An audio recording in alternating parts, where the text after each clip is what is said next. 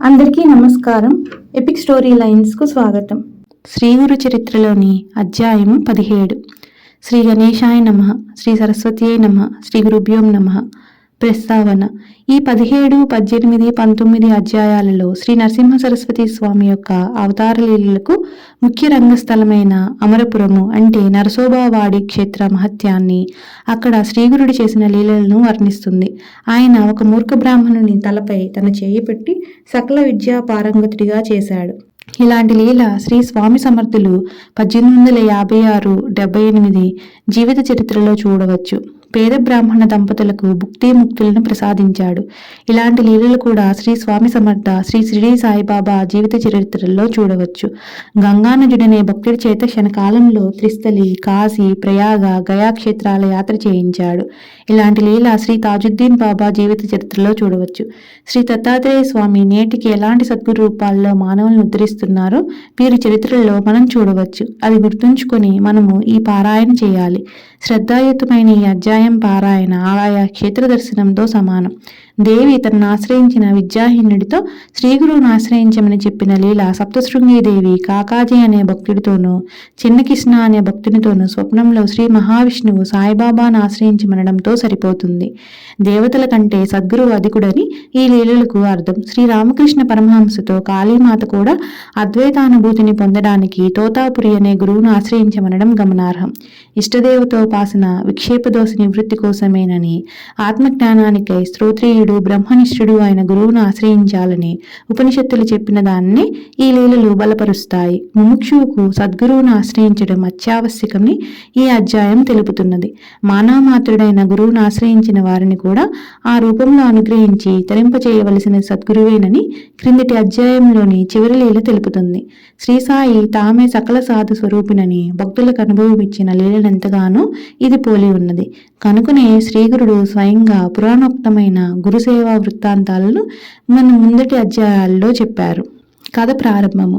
సిద్ధముని ఇంకా ఇలా చెప్పారు: నాయన, మబ్బు వేసే ముందు చల్లని గాలి వీచినట్లు గురుకథ వినడంలో నీకు అది వినిపించడం వల్ల నాకు ప్రీతి కలుగుతున్నది.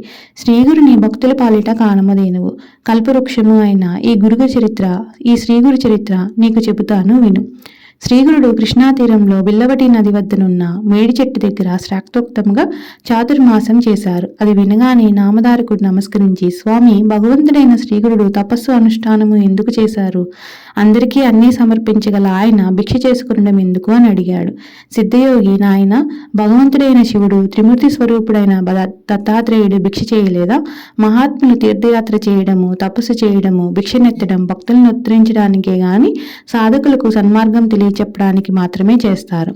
అలానే శ్రీగురుడు కూడా భిక్షావృత్తిని స్వీకరించారు. భక్తానుగ్రహార్థమై శ్రీగురుడు కాలగతిలో మరుగున పడిన ఉత్తమ తీర్థాలన్నిటినూ తిరిగి ప్రకటనం చేయడానికి తీర్థయాత్రలు చేశారు. కేవలం లౌకిక సుఖాలను మాత్రమే ఆశించే మూర్ఖులు, స్వార్థపరులు తమను ఆశ్రయించకుండా చూచుకోవడానికి ఆయన కొంతకాలం గుప్తంగా ఉన్నారు. కానీ సూర్యుని తేజస్సు, కస్తూరి వాసన ఎలా దాగి ఉండలేవు, అలాగే శ్రీగురుని మహిమ కూడా ఒకనాడు ఈ విధంగా వెల్లడైంది. కరవీరపురంలో వేదశాస్త్ర పురాణ పారంగతుడైన ఒక బ్రాహ్మణుడు ఉండేవాడు. అతడు కన్వశాఖీయుడు. మహాపండితుడైన ఆయనకు ఒక కొడుకు పుట్టాడు. కానీ అతని చిన్నతనంలోనే తల్లిదండ్రులు మరణించారు. అతడు మందమతి కావడంతో చదువు ఏమాత్రమూ రాలేదు. మేనమామ గ్రామస్తులతో కలిసి అతనికి 7వ సంవత్సరంలో ఉపనయనం చేశాడు. కానీ మతిమరుపు వల్ల అతడు గాయత్రి మంత్రానుష్ఠానం కూడా చేయలేకపోయేవాడు. ఉపనయనం చేసిన 1 సంవత్సరానికి మేనమామ కూడా మరణించడంతో అతడు అనాథుడే భిక్షకెళ్లేవాడు.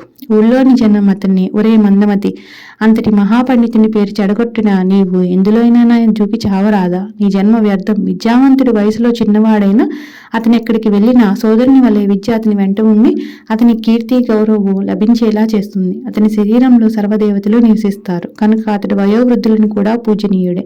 విద్యలేని వాడు వయసులో ఎంత పెద్దవాడైనా అతన్ని ఎవరూ ఆదరించరు. విద్యలేని నీవు పశువు కంటే హీనం అని హేళన చేశారు. అతడెందుకు బాధపడి, అయ్యా, మీరు చెప్పినది నిజమే, కానీ నేనేమి చేయగలను?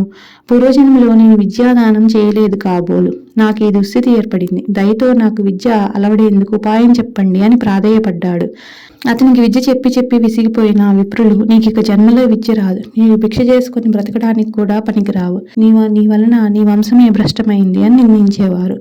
ఆ పిల్లవాడు తన దుస్థితికి నిస్సహాయత చెంది ఇల్లు విడిచి బిల్లవటి చేరి కృష్ణానదికి తూర్పు దిక్కున ఉన్న భువనేశ్వరి దేవిని దర్శించి అక్కడ ప్రాయోపవేశం ప్రారంభించాడు. ఇలా 3 రోజులు గడిచినా ఆ తల్లి దర్శనమీయకపోయేసరికి అతడు పట్టరాని కోపంతో తన నాలుక కోసి దేవి పాదాల వద్ద పెట్టి, అమ్మా, నీవు కూడా నన్ను అనుగ్రహించుకుంటే రేపు తలనరికి నీకు సమర్పించి నీ ఎదుట నే ప్రాణాలు విడుస్తాను అని చెప్పాడు.